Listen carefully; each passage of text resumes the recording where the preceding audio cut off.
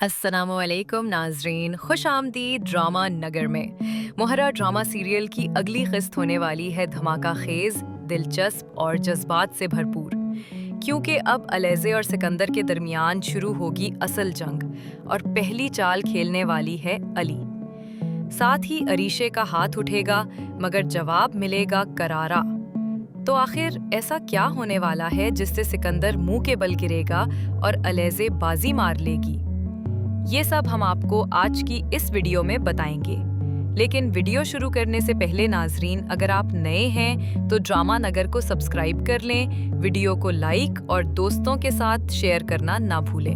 ناظرین، خدا کر کے علیزے کا ولیمہ بھی ہو گیا، لیکن اس خوشی میں جو بھنگ علیزے کی ماں اور پھر سکندر نے ڈالا، اس نے ماحول کو خراب کر دیا۔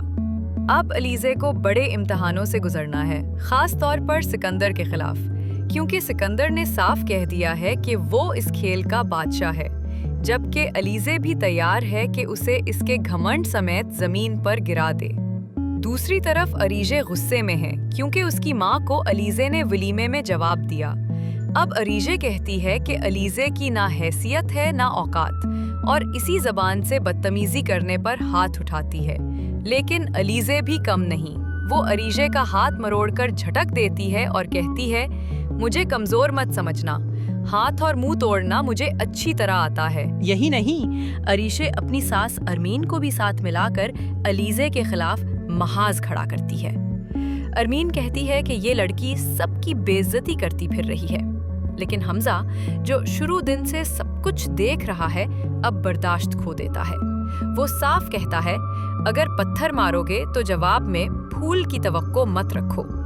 پھر حمزہ علیزے کا ہاتھ پکڑ کر سب کے سامنے اسے حوصلہ دیتا ہے کہ اپنی عزت پر کبھی سمجھوتا مت کرنا، تم نے بالکل درست کیا۔ یہ لمحہ دونوں کے رشتے کو اور بھی مضبوط کر دیتا ہے۔ ناظرین، اب آتے ہیں سکندر کی تباہی کی طرف۔ علی پہلے ہی اسے فرید سے ذلیل کروا چکی ہے اور اب ایک نیا وار کرنے جا رہی ہے۔ وہ نوروز انڈسٹریز سے رابطہ کرتی ہے اور کہتی ہے کہ اگر وہ چاہیں تو اسکائی لیزر کے تمام ٹینڈرز حاصل کر سکتے ہیں۔ علی اپنی معلومات ان کے حوالے کر دیتی ہے، لیکن شرط یہ رکھتی ہے کہ سکندر کو بدنام کیا جائے۔ یوں سکندر کی چالاکیاں اسکائی لیزر والوں کے سامنے بے نقاب ہو جائیں گی، اور پہلی بار فرید ہمدانی خود سکندر کو تھپڑ مارے گا اور بزنس سے بے دخل کرنے کا فیصلہ کرے گا۔ یہی نہیں، عریشے اپنی ساس ارمین کو بھی ساتھ ملا کر علیزے کے خلاف محاذ کھڑا کرتی ہے۔ ارمین کہتی ہے کہ یہ لڑکی سب کی بے عزتی کرتی پھر رہی ہے، لیکن حمزہ، جو شروع دن سے سب کچھ دیکھ رہا ہے، اب برداشت کھو دیتا ہے۔ وہ صاف کہتا ہے، اگر پتھر مارو گے تو جواب میں پھول کی توقع مت رکھو۔ پھر حمزہ علیزے کا ہاتھ پکڑ کر سب کے سامنے اسے حوصلہ دیتا ہے کہ اپنی عزت پر کبھی سمجھوتا مت کرنا، تم نے بالکل درست کیا۔